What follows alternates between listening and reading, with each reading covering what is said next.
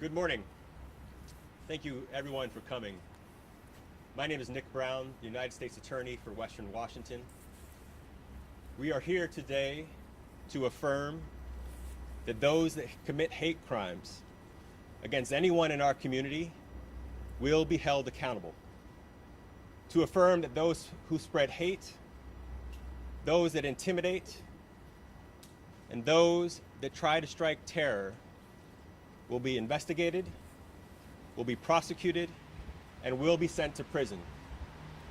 And to affirm that the Department of Justice and our partners in law enforcement will do everything in our power to stop the spread of terror. Today, a member of a violent neo-Nazi hate group was sentenced to 7 years in prison for a series of crimes intended to strike at the fabric of our community. This individual and his co-conspirators sent threatening posters, messages, and materials to individuals in our community solely because of their faith and their background, and solely because of their willingness to speak about this. They targeted individuals, community leaders, and journalists trying to spread awareness about the type of hate that is causing an unraveling of our community. And thankfully, brave men and women of our jury saw through that and convicted this individual last year, and today was sentenced to a significant period of incarceration. I just want to say thank you to the men and women of the jury who convicted this individual last year. Thankful to the court today for sentencing him to a period of incarceration.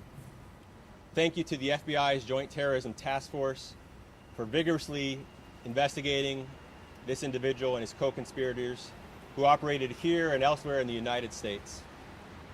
And most importantly, I want to thank the individuals that were targeted by this person, by this neo-Nazi hate group. Some of those brave individuals are here with us today. It takes men and women of courage to stand up and say that they will not be intimidated. It takes extreme bravery to have been threatened and to not be silenced. And I thank you on behalf of the Department of Justice for not being intimidated by this defendant and others. I want to highlight that this is part of an ongoing work of the Department of Justice to vigorously prosecute and investigate hate crimes, to vigorously ensure that the civil rights of everyone in this community is defended. And so I'm thankful for this investigation. I'm thankful for our team for leading a tremendous case, and I believe that today the justice was served. I want to invite FBI Special Agent in Charge, Don Verret, to the stage.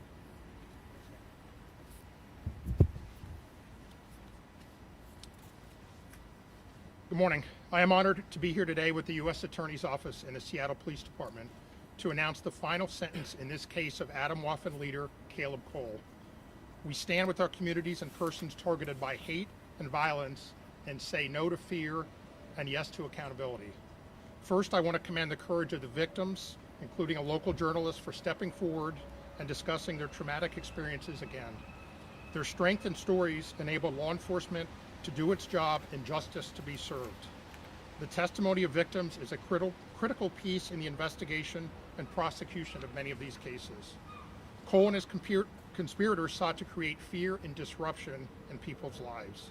It is the hope of everyone here today that this sentence sends a message to those who would engage in similar actions that serious consequences are waiting for threatened people in this way. Our Constitution protects speech, assembly, religion, dissension, and varying socio and political beliefs. It does not allow for the use of terror, violence, and criminal activity to create a climate of fear in furtherance of a political objective. Today's sentence was the culmination of years' work by the FBI's Joint Terrorism Task Force, including local, state, federal, prosecutors, investigators, and analysts from the Washington Field Office, Washington State, Houston, Phoenix, Tampa, and more. Countering domestic terrorism is an FBI investigative priority. In addition, the FBI is primary federal agency responsible for investigating violations of the federal civil rights statutes, thereby protecting the rights of all persons. Your voices matter.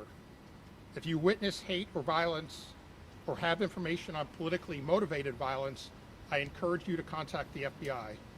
Together, we can build a safer community for everyone. I'll now turn the program over to Seattle Police Assistant Chief Deanna Nolet.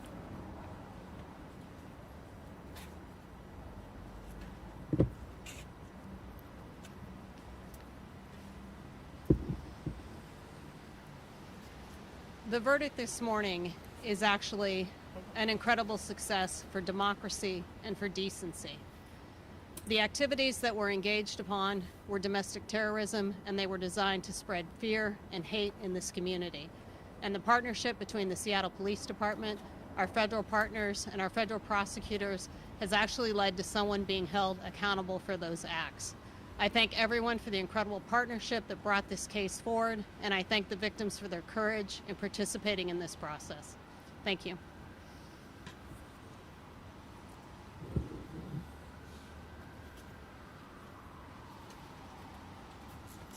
I'd like now to give an opportunity for those who were targeted by Mr. Cole and the rest of the neo-Nazi hate group the opportunity to speak. I will note that many of the victims in this case testified during trial. Many have been present for the other sentencing in this matter, and many have showed up again today. And it's a testament to their bravery that they're here again today. So if any of them would like to speak, I'm happy to have them opportunity. Otherwise, we'll open it up for questions. Thank you. My name is David Rosenbaum. I'm Mary Cypress' husband, and I'm Deputy Mayor of Mercer Island. I rarely would like to speak for other people, but I assume that the fellow victims in this case would join me in our sincere appreciation for all the law enforcement agencies, the Department of Justice, the FBI, Seattle Police, and other local law enforcement who contributed to bringing this case to justice and worked so closely with us during this incredibly challenging time. I'd also like to say to all the other victims, thank you for your courage and your bravery. In this type of darkness, the light that was shed by people willing to come forward has been empowering, has been inspiring to me and my family, and we are so appreciative. My grandfather fought the Nazis. My grandmother was in Auschwitz, and there's many holes in my family tree because of the Holocaust. To know that we have allies in the government like we have today, and over the last 3 years to see firsthand how committed everyone was to bringing these individuals to justice has been incredibly inspiring to me, and I'm incredibly thankful. So I just want to say thank you to all the law enforcement agencies involved for doing this good work to show our society and our community that hate has no place here, and we will continue to fight against it. Thank you.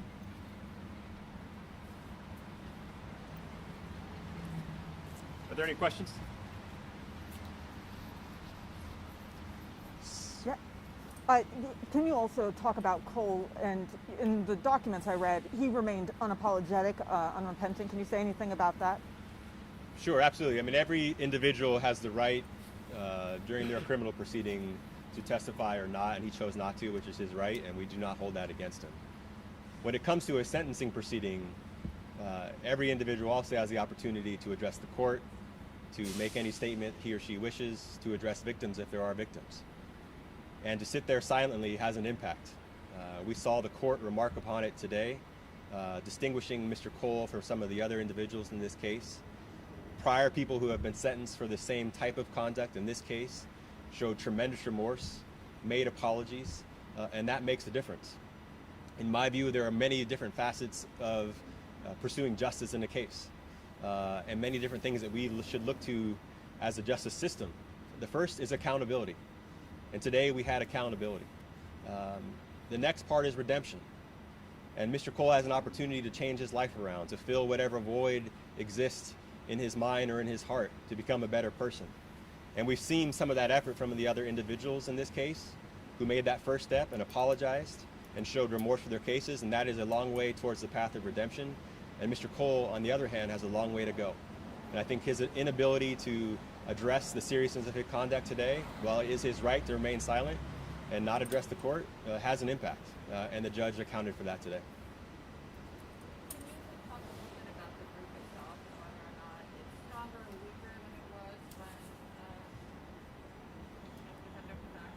Sure. So this case involved a nationwide neo-Nazi hate group called Atomwaffen that has been in existence for a handful of years. To a certain extent, it is shocking that in 2022 we're still talking about Nazis. Nazis that were defeated a generation ago by our greatest generation, where all Americans banded together to fight a hate group spreading terror and violence throughout the world. And here, generations later, we're still talking about this. But what I want to focus is on the accountability that happened in this case, the work of our law enforcement officers to investigate this case, and the bravery of the individuals that were not intimidated by this, that were received hateful messages intended to terrorize them in their homes, and are still here today with us. And the focus is rightly on them, and the focus is rightly on how we move forward. And the first step towards that is accountability. So I'm really pleased with what the judge did today. Is the Department of Justice or the FBI aware of other organized groups like that within the state of Washington? Well, we don't want to get too much into specifics, but what we've seen rising nationally is hate groups spreading up in communities big and small. Today I saw that the leadership in the Department of Justice actually announced that they're going to be forming a subgroup to specifically attack domestic terrorism.